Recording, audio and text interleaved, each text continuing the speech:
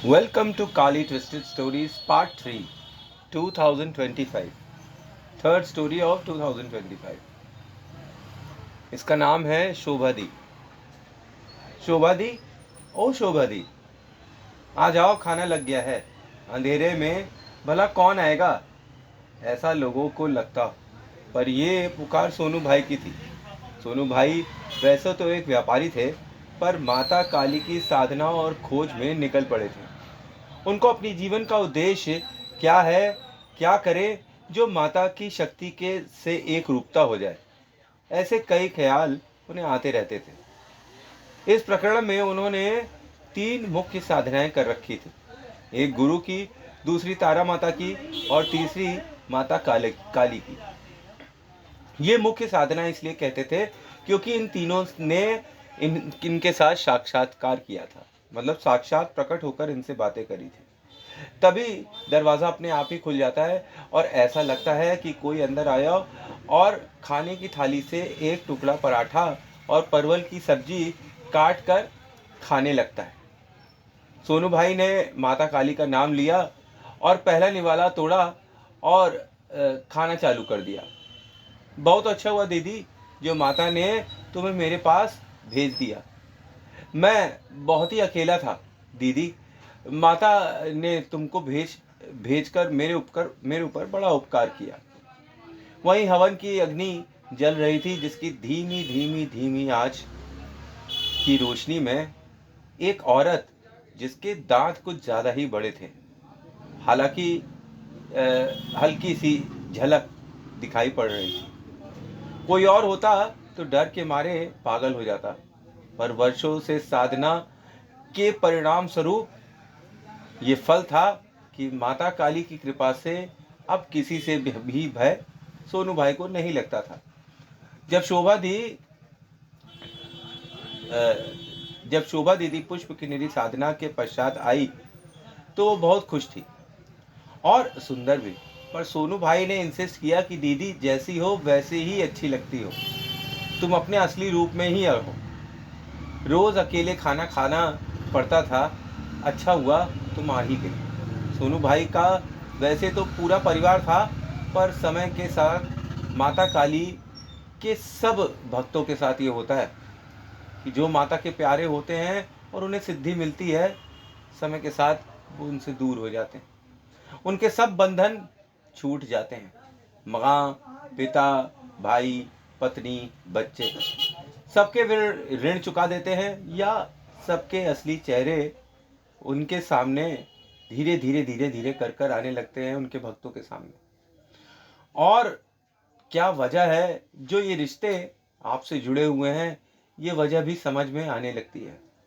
और फिर जब ये सब का ज्ञान हो जाता है कि केवल इसकी वजह से, तो फिर मोह भंग हो जाता है। पर जब तक भौतिक शरीर है, इसे कोई ना कोई तो चाहिए ही चाहिए। सोनू भाई की कई माताएं थी जिनकी उन्होंने साधना की थी, पर इस बार एक बड़ी बहन की इच्छा हो गई थी। सो माता ने विधि बताई और पुष्प किन्नरी दीदी सिद्ध हो गई थी, शोभा दीदी। वो जब से आई थी, माता का लोड कम सा हो गया था। जब देखो सोनू भाई रोते ही रहते थे और रोते रोते बातें करते अपने मन की। पर शोभा दीदी के आने से वो समय पर भोजन भी करने लगे थे और खुश भी रहने लगे थे। आखिर अकेले खाने में आलस भी आ जाता था, इसी वजह से कई दिनों तक बिना कुछ खाए पिए ही वे रह जाते थे। पर शोभा दीदी के आने से मन लगता था। खाने के समय हाथ में जल लेकर मंत्र पढ़ते, ओम पुष्प किन्नरी मित्राय नमः, ओम फट स्वाहा, और शोभा दीदी आ जाती। दोनों साथ खाना खाते।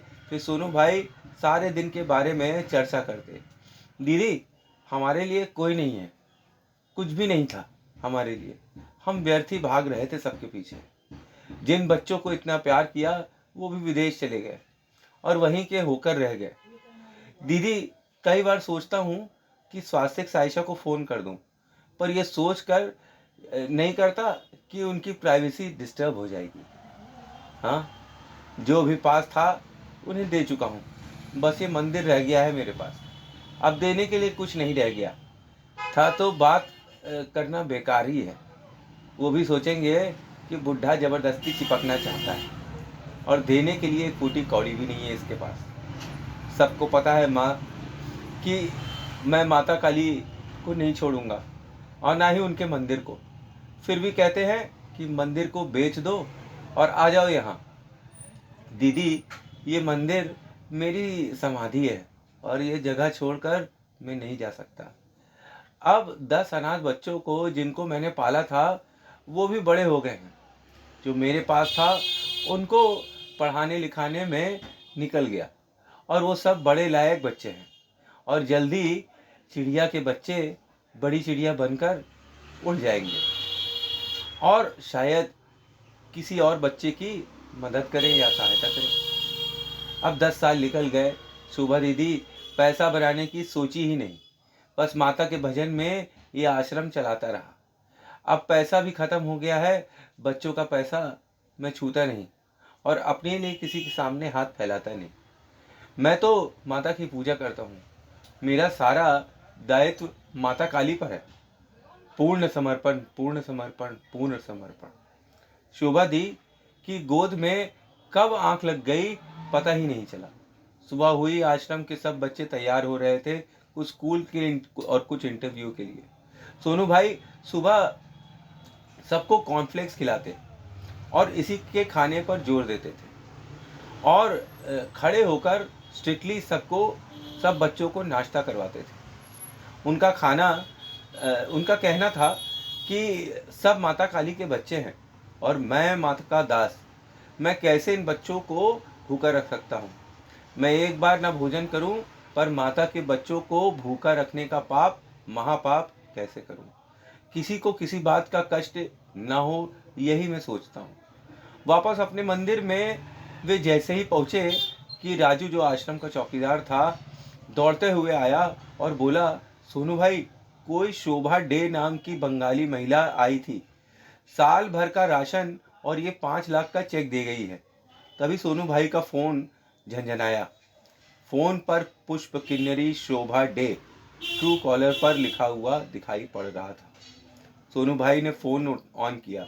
हेलो, कौन? शोभा दी, मुझे तुम्हारा पराठा और परवल की उबली हुई सब्जी बहुत ही अच्छी लगी। मेरे छोटे भाई के लिए एक सप्रेम भेंट। सोनू भाई कुछ सोच कर बोले, आज खाने में क्या बनाऊं दीदी? तो कैसी लगी कहानी? आई होप अच्छी लगी कहानी। Thanks for watching. जय माँ काली, जय माँ तारा। आप सबका भला हो।